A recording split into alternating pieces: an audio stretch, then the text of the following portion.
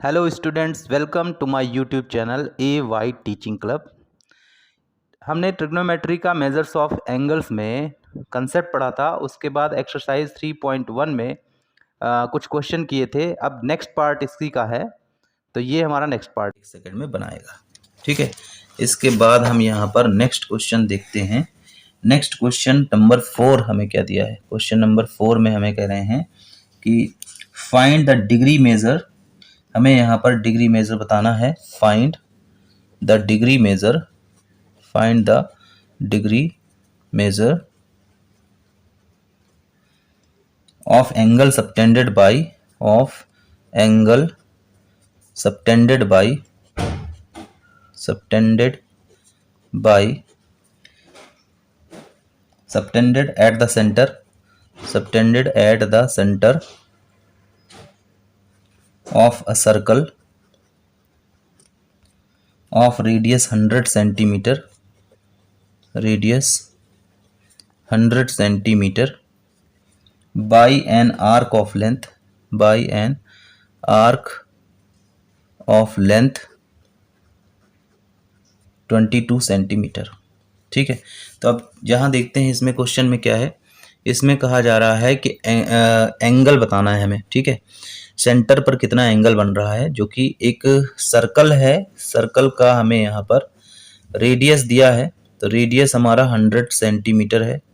देखिए यहाँ रेडियस दिया है 100 सेंटीमीटर और आर्क ऑफ लेंथ दिया है, यानी कि जो लेंथ बन रहा है आर्क का वो है 22 सेंटीमीटर। ये ए है, ये बी है ना, और ये हमारा आर्क ऑफ लेंथ है। तो यहाँ पे 22 सेंटीमीटर है और रेडियस दिया है और एंगल बताना है। तो आपको यहाँ पर अभी हमने कंसेप्ट पढ़ा था, तो उसमें बताया था theta is equal to L upon R होता है। ठीक है, theta equal to L upon R, यानी length of arc upon radius. तो लेंथ ऑफ आर्क हमारा कितना है 22 और रेडियस कितना है 100, है ना। तो यहाँ पर ये 22 अपॉन 100 जो थीटा आता है वो किस में होता है, रेडियन में होता है। ठीक है, ये हमारा रेडियन में होता है, तो रेडियन में है ये। अब ये हमारा किस में है, रेडियन में है, ये एंगल हमारा रेडियन में है। तो इसमें पूछा है डिग्री मेजर, इसका डिग्री मेजर पूछा है। तो हम क्या करेंगे, इसको डिग्री मेजर में कन्वर्ट करने के लिए क्या करेंगे, मल्टीप्लाई करेंगे। किससे मल्टीप्लाई करते हैं इसमें 180 अपॉन पाई से, है ना, तब ये हमारा कन्वर्ट हो जाता है डिग्री में, है ना। तो चलो इसको सॉल्व कर लेते हैं। यहाँ पर देखो 22 अपॉन 100 इंटू, अब पाई की वैल्यू हम रखेंगे यहाँ, तो 180 अपॉन 22 इंटू 7 ऊपर आएगा, है ना। 22 कैंसिल हो जाएगा और ये 0 0 कैंसिल हो जाएगा। और अब यहाँ पर ये जो हमारा वैल्यू आएगी कितनी आ जाएगी, इसको मल्टीप्लाई कर देंगे तो ये हो गया 126 अपॉन 10, यानी कि 12.6 डिग्री, 12.6 डिग्री, है ना। तो ये 12.6 डिग्री है। या फिर आप इसको ऐसे भी लिख सकते हो। चलो 22.6 डिग्री, डेसिमल ना लिखें, हम पूरा कंप्लीट अगर लिखते हैं तो ये तो हमारा 126 अपॉन 10 डिग्री हुआ। इसमें अगर आप इसको मिक्स फ्रैक्शन में करोगे, 126 डिवाइड करोगे तो 1 से ये हो गया 10, 2 6 22, है ना। तो ये हो गया यहाँ 4। तो इसको हम क्या लिखेंगे, 12 डिग्री एंड 4/10, है ना, 4/10 डिग्री। तो इसको मिक्स फ्रैक्शन में 4/10 लिखेंगे। ऊपर रिमाइंडर पहले आता है, रिमाइंडर ऊपर आता है और यहाँ पर ये डिवाइजर जो है वो नीचे आता है।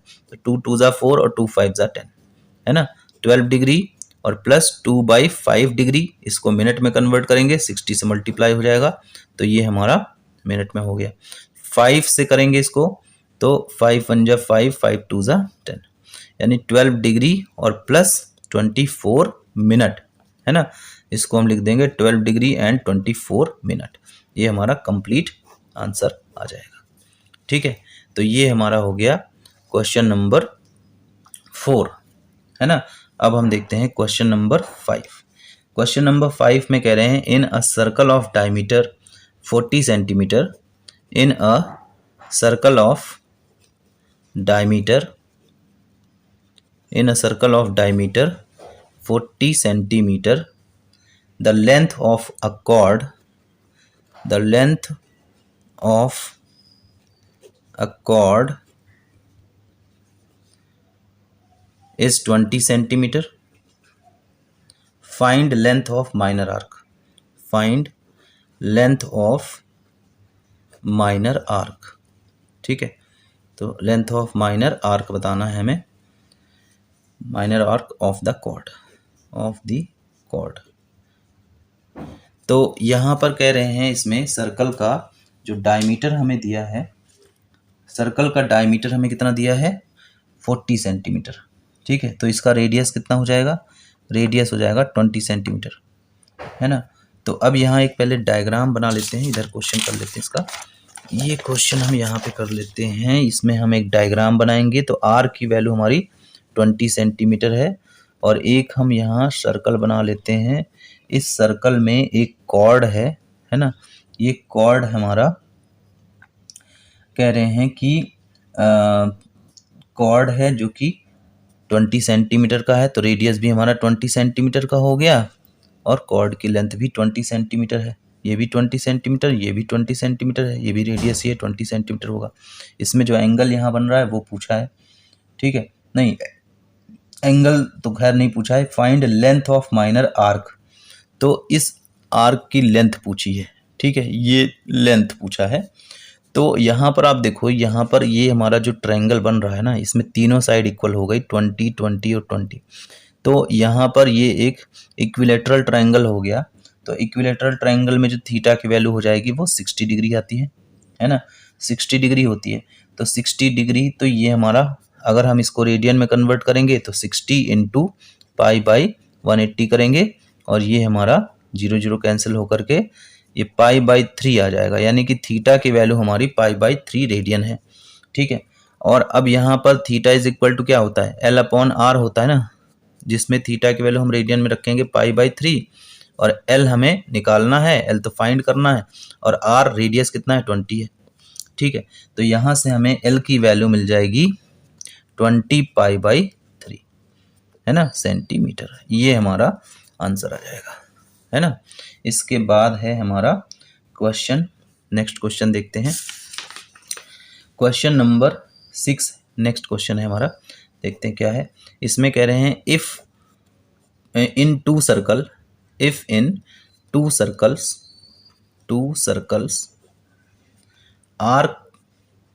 arcs of the same length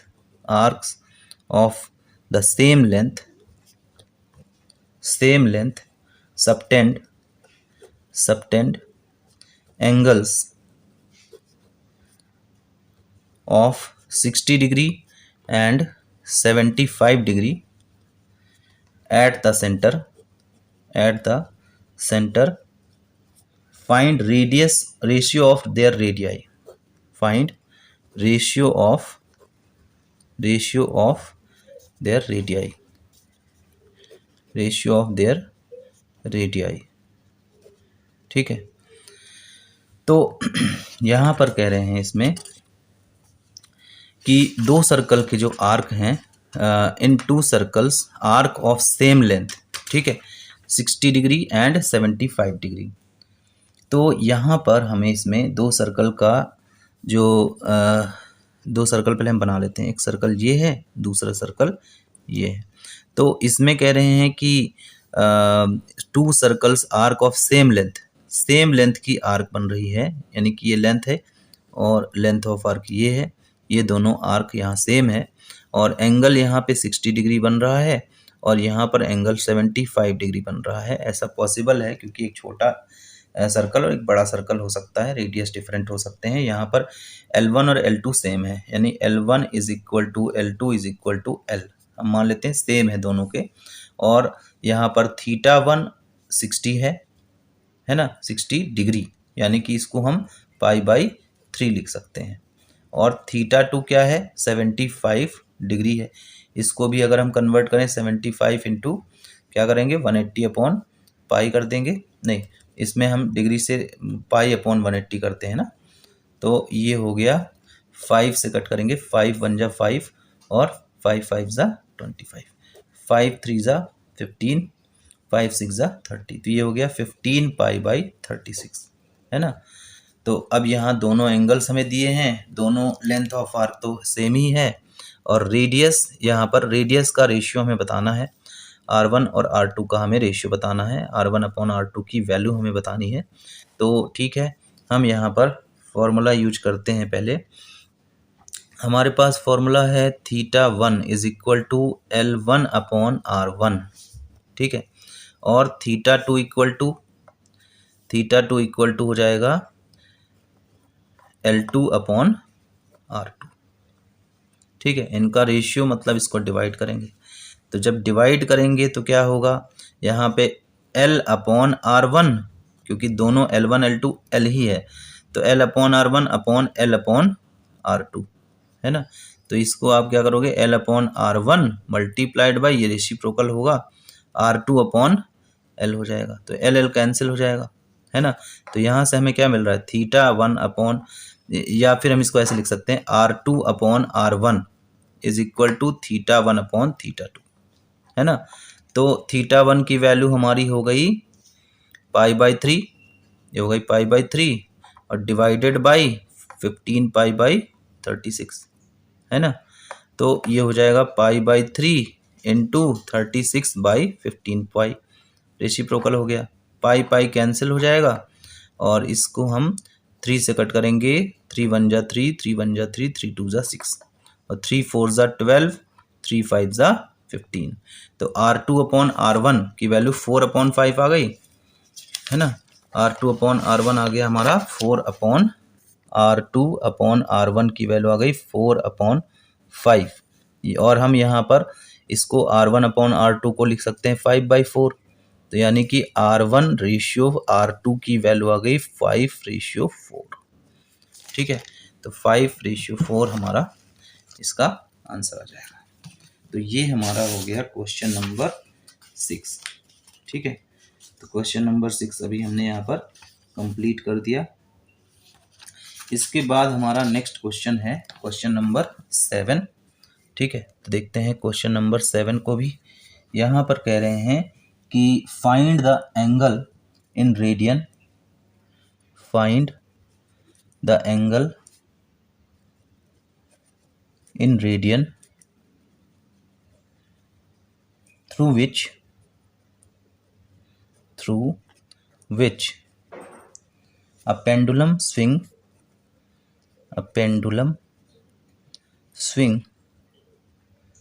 if its length is 75 centimeter and the tip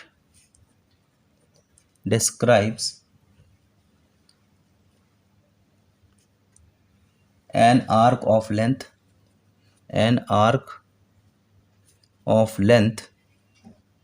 अब लेंथ अलग अलग दिया हुआ है। अगर 10 सेंटीमीटर फर्स्ट ऑप्शन है, फर्स्ट पॉइंट है इसमें 10 सेंटीमीटर हो तब हमें फाइंड करना है, सेकंड है अगर 15 सेंटीमीटर हो तब हमें फाइंड करना है, और थर्ड हमें 21 सेंटीमीटर तब फाइंड करना है।